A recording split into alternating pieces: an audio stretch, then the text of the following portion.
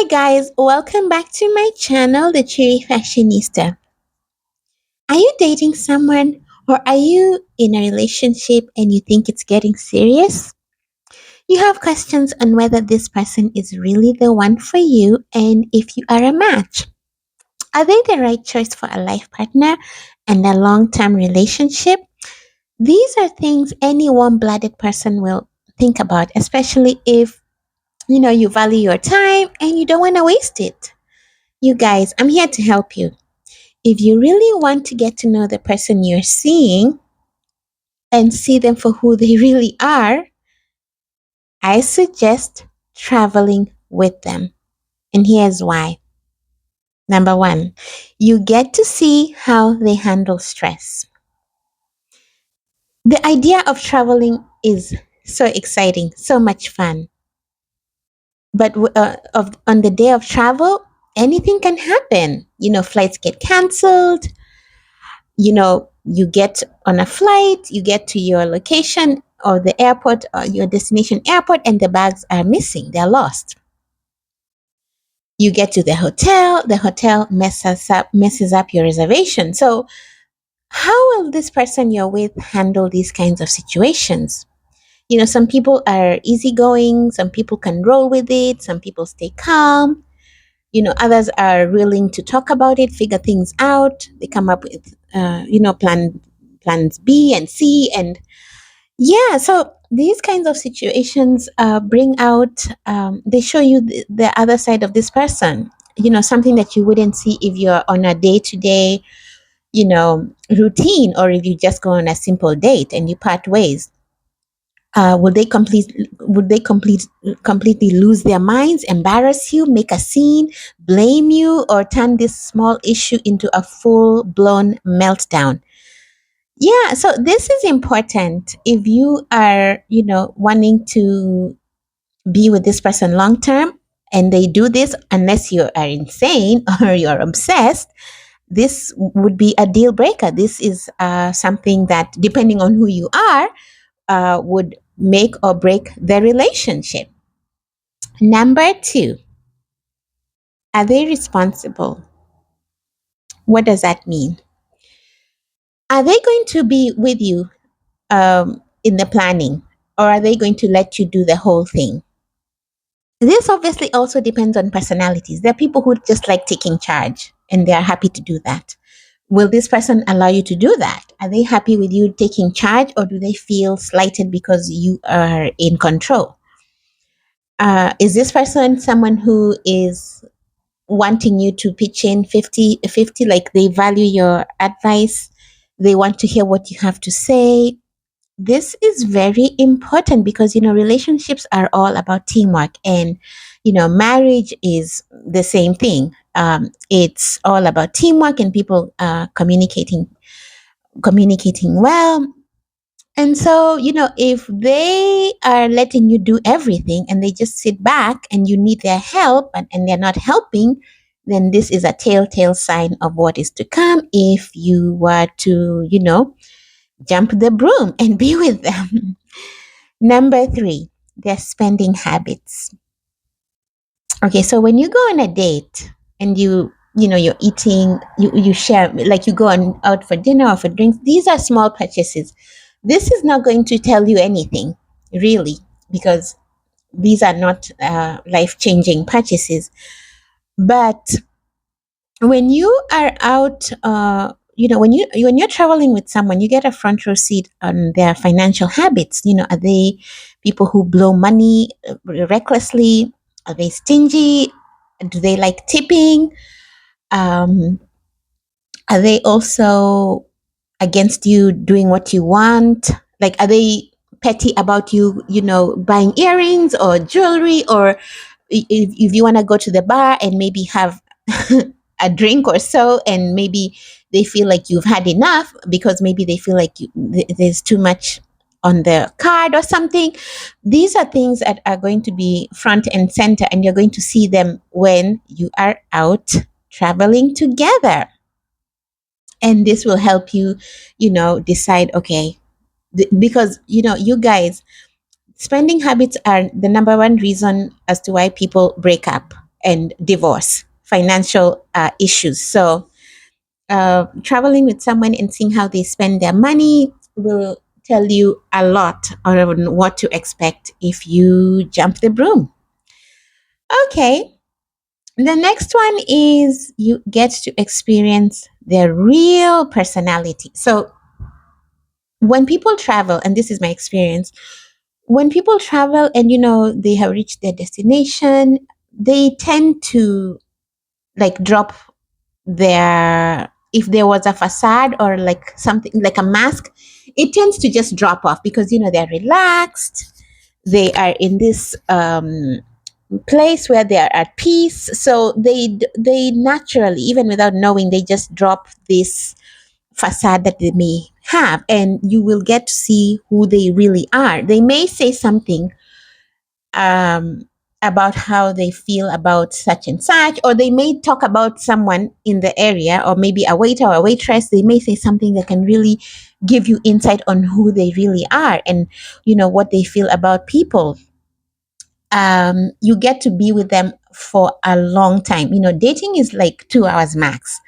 When you're traveling with someone, you're with them 24/7. So you get to see them first thing in the morning, you see them late at night, you see all kinds of moods that they're in.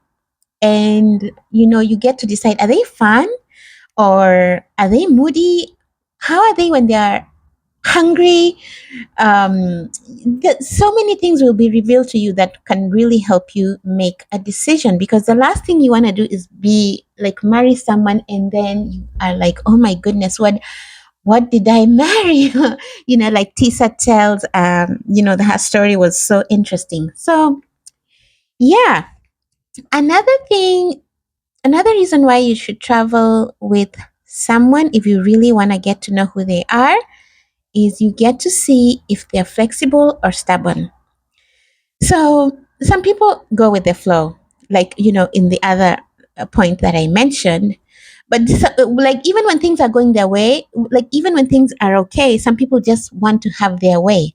And others are flexible.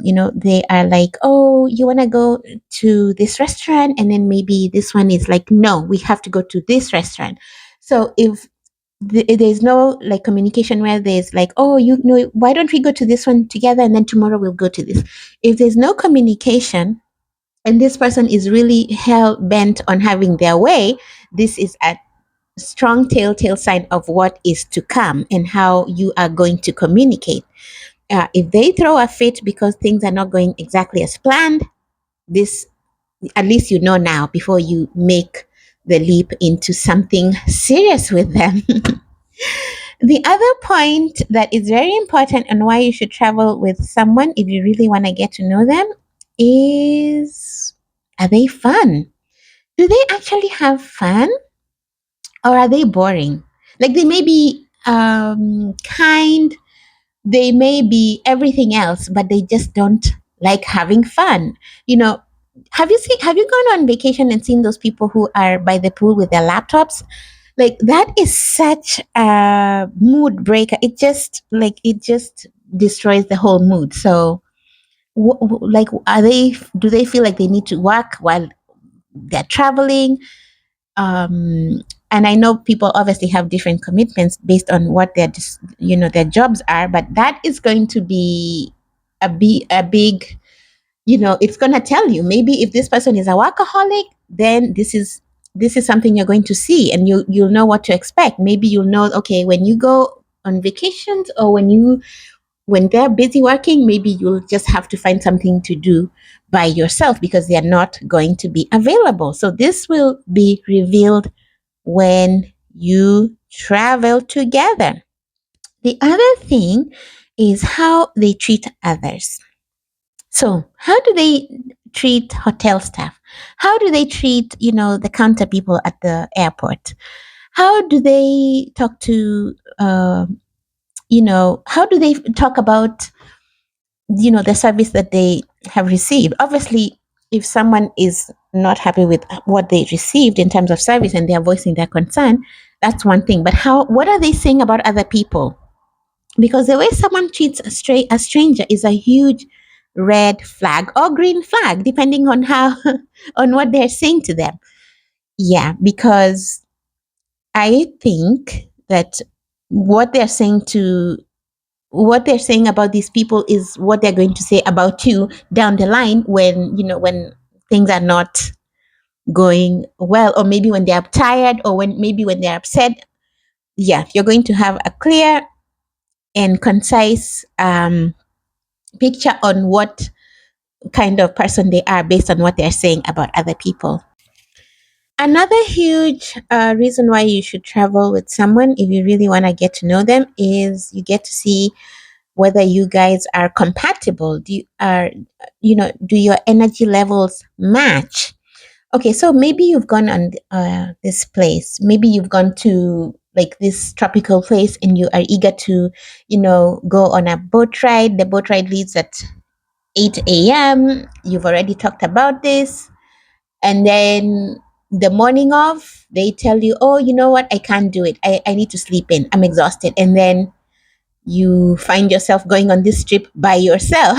You find yourself having to, pull out your selfie stick because no one is there to take pictures with you. So this is very, very important. And while you're out on this solo mini trip that you're taking on your travels, you will get to decide, you know what, maybe I'm better off by myself. Maybe I didn't even need to come with this person.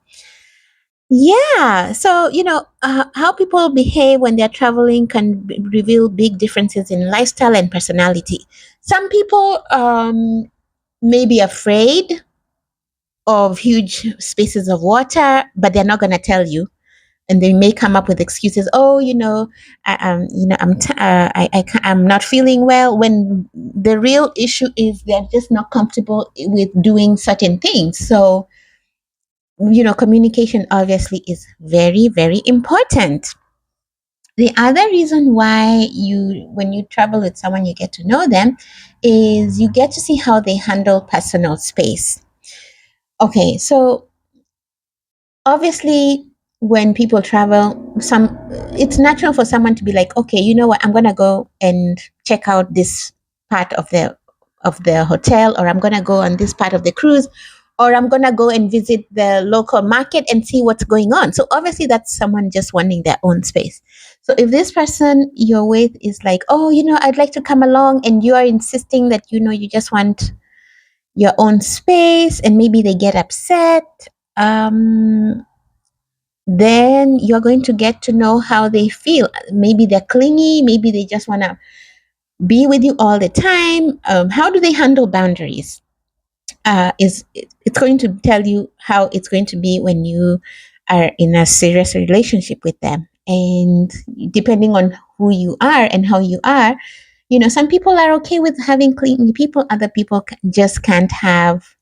And on top of, if you have kids and then you have someone like this, then it's going to be like even more even more like stressful, because now you have kids to worry about, and this person also is being clingy. So then, you're going to get to decide if this is going to work for you.